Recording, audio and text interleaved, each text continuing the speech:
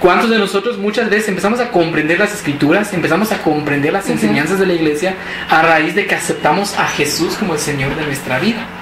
Entonces, la única manera es esa, es evangelizar. Es evangelizar a las personas, hablar de Jesucristo, llevar a las personas a aceptar a Jesús como el Señor de su vida, porque es la única manera en que se pueden dar cuenta de esta realidad espiritual, ¿verdad?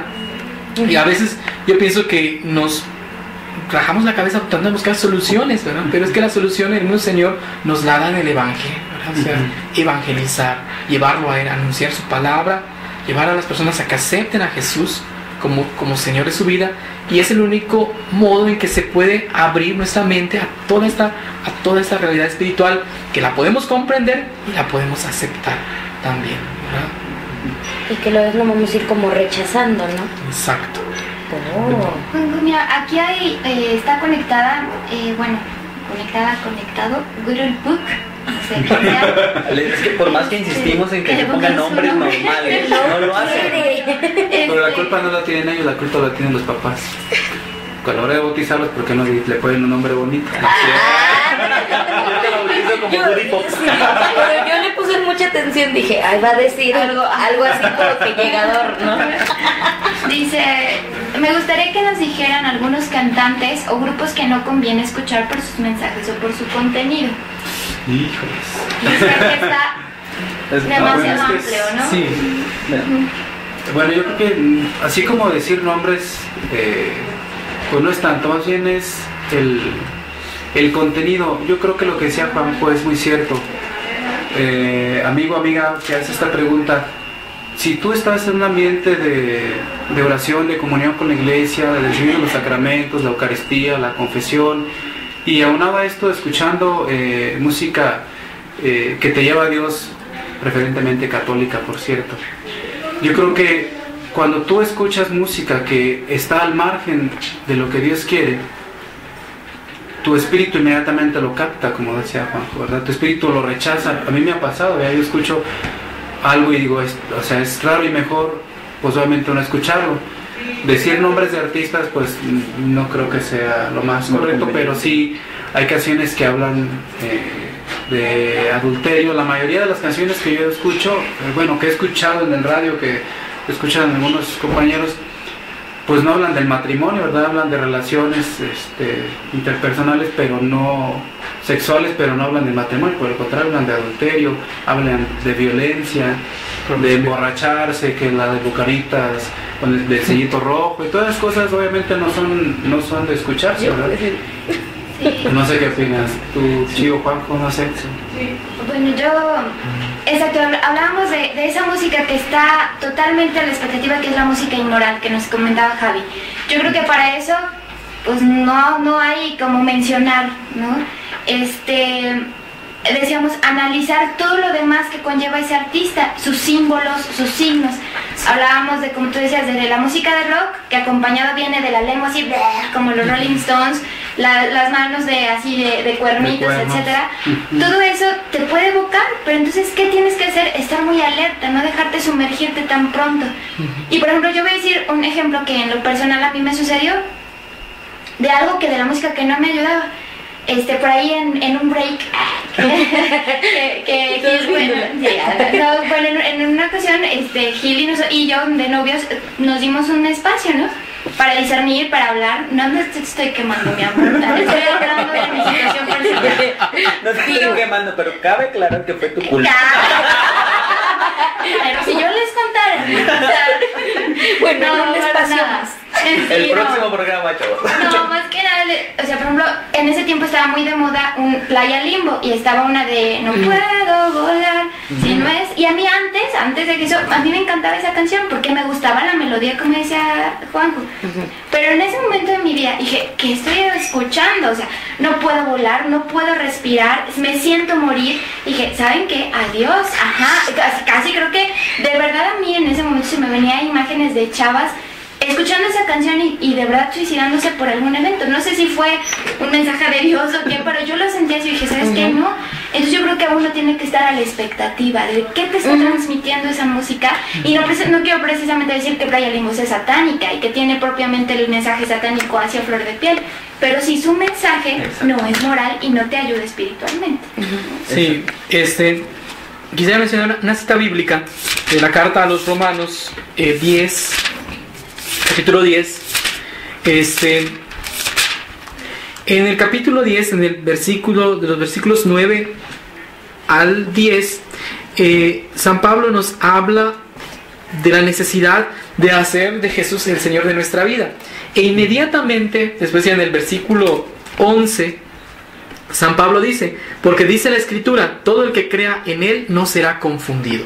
Entonces es lo que yo le comentaba a Mónica, la pregunta que ella hacía, es que cuando nosotros aceptamos a Jesús como Señor de nuestra vida, cuando proclamamos su señorío en nuestra vida, entonces, o sea, ponemos nuestra fe en Él, nosotros no vamos a quedar confundidos.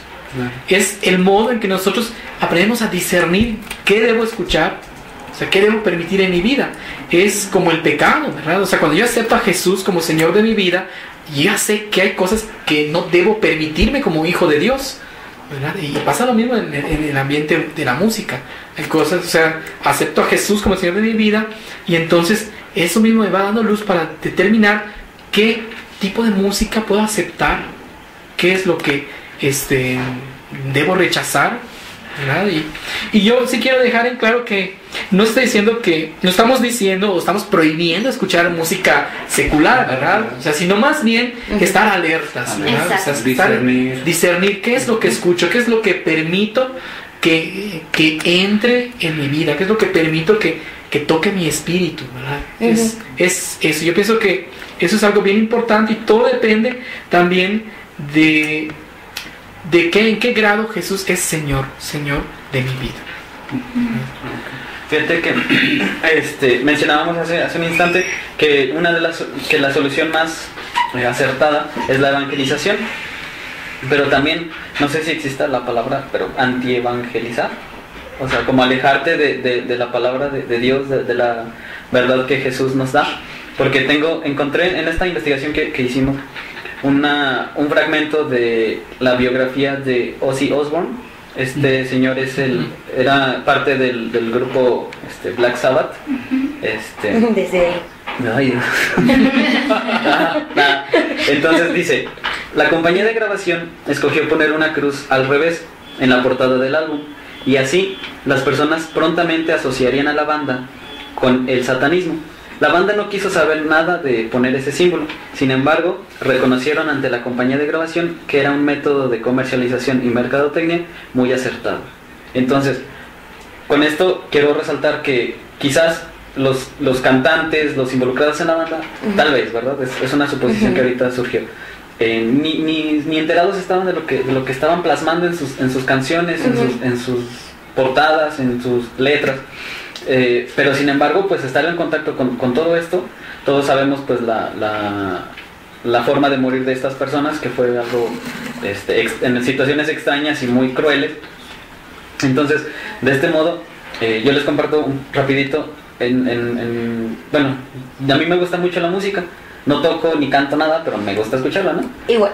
Entonces, en mi computadora pues tenía así 9000 canciones y todo esto. Entonces me entró esta onda de empezar a etiquetarlas, ¿no? Que álbum, artista, portada y todo. Entonces con esto pues fui repasando todas mis canciones. Y con decirles que ahorita de 9000 ya tengo como 7000, o sea, porque todas esas fueron eliminadas. ¿Por qué? Porque te das cuenta, incluso buscas la portada de tal disco, de tal canción, y te das cuenta de que no es algo cristiano, no es algo simplemente bueno, ¿no? Entonces está muy padre y el ritmo me encantaba, pero sabes que va, y entonces sí es como repasar mucho en tu vida personal lo que estás haciendo, lo que estás viendo, lo que estás escuchando. Y decíamos, si eres un hijo de Dios y ya declaraste a Jesús como el Señor de tu vida, tu mismo espíritu y el apoyo de Dios mismo te irá guiando en qué debes escuchar y qué. Y les comparto porque era ese sentimiento, o sea, de que ahí estaba la canción y al principio sí era así como que, la borro, no la borro, no, sí la borro. O sea, esa intranquilidad. Exactamente, entonces te da como, al momento de quitarte la paz, es un signo, exacto, que tienes que tomar en cuenta, ¿no? Claro. Entonces, pues sí, bueno, yo quiero recordar en una ocasión un correo que me llegó, también nos dieron una enseñanza en nuestro sector, acerca de que se hizo un estudio científico donde con agua y entonces el agua sometió a ritmos de rock de heavy, que es un rock más pesado, y entonces con el, ¿cómo se llama? Con este aparato, con microscopio, las moléculas del agua se deformaban y adquirían formas irregulares y desagradables, y la misma agua, poniéndola cerca de música clásica, música tranquila, las moléculas hacían formas y inclusive tomaban colores así hermosos, armoniosos y hermosos. Entonces decía, fíjense cómo el efecto de la música en el agua, y dice, la relación era que nosotros somos, no sé, 70%, 80% agua. Entonces, lo que decía Juanjo, o sea, ya no siquiera por la letra, sino el ritmo, especialmente el rock, que es muy pesado, el efecto que produce, esa desarmonía que produce en las personas. Sí. Bueno, yo quisiera comentar algo así rapidito, que veo que ya tenemos el tiempo encima. Sí. Y es sobre la música cristiana actual, ¿verdad? Yo pienso que también la música cristiana, buscando captar cada vez más la atención de los chavos, también de alguna manera y en algunas ocasiones ha caído en este tipo de deformidad musical, ¿verdad? Y dentro de la música cristiana, pues ahí cuidan mucho los ritmos y también mucho los instrumentos. Claro. Hay instrumentos que son muy característicos de la música que afecta a nuestro espíritu. Por ejemplo, un instrumento muy característico de la música es la guitarra eléctrica, ¿verdad? Y bueno, yo no digo que esté mal, ¿verdad? Porque todo lo hemos de someter al servicio del Señor, pero, o sea, sí pienso que es necesario cuidar el uso, ¿verdad? Cuidar, pues sí, el uso que se le da dentro de una composición, ¿verdad? Porque pues también de alguna manera, y esto me lo comentaba el padre Pablo en una ocasión que nos pusimos a platicar sobre la música, y él me decía, el hecho de que en la música cristiana se meta ese estilo del rock, me dice, no es del todo bueno. Claro. Me decía, ¿verdad? O sea, que es algo que se tiene que cuidar, y yo pienso que deberíamos revisarlo, porque Satanás es muy sutil. Claro. Es muy, muy sutil, ¿verdad? Y nosotros podemos decir, bueno, pues es que no hace daño, ¿verdad? O claro, esto, lo otro. Pero Satanás es muy sutil, ¿verdad? Y para eso debemos tener una comunión, sobre todo los que componen música o los encargados de ministerios de música, que deben tener una unión muy íntima con Jesús y con el Espíritu Santo, que ayude a discernir de a qué grado estamos llevando a la asamblea, a la adoración, ¿verdad? Con el uso de esos instrumentos. Yo no estoy en contra, pero yo lo que sí digo es que es necesario que los músicos revisen el uso de ciertos instrumentos y revisen también esta cuestión musical, ¿verdad? No se trata de que traigamos a los chavos, sino que se trata de que se tenga un encuentro personal con Jesucristo, ¿verdad? Ese es el objetivo, llevar a las personas a un encuentro personal con Jesús, Señor de la historia, Señor de la creación, Señor de la humanidad. Entonces, pues sí es necesario que los músicos revisen este aspecto, ¿verdad? Y bueno, yo quería comentarlo, porque pues es algo que está muy extendido en la actualidad, en el ambiente de los hermanos separados, pero claro, también ya dentro de nuestro ambiente católico, nuestro ambiente católico. Muchas veces los músicos, los que somos músicos, ponemos peros que cuando la iglesia dice que en la misa estos instrumentos no, que aquí, que allá, ¿verdad? Pero la iglesia como madre y maestra, o sea, con 2000 años de experiencia, ¿verdad? Y con la asistencia del Espíritu Santo, pues sabe muy bien cuando nos dice, ¿verdad? O sea, esto es lo que recomiendo. Entonces, obviamente podemos revelarnos, pero la iglesia pues nos cuida y nos protege de tal modo que podamos llegar a Dios con un corazón limpio, con un corazón sincero, ¿verdad? Con un corazón libre de protagonismos, ¿verdad? Con un corazón centrado en Jesús, el único Señor. Así es. Y aquí vuelvo a mencionar otra vez la cita bíblica que dije hace un momento: todo me está permitido, pero no todo me es conveniente, ¿verdad?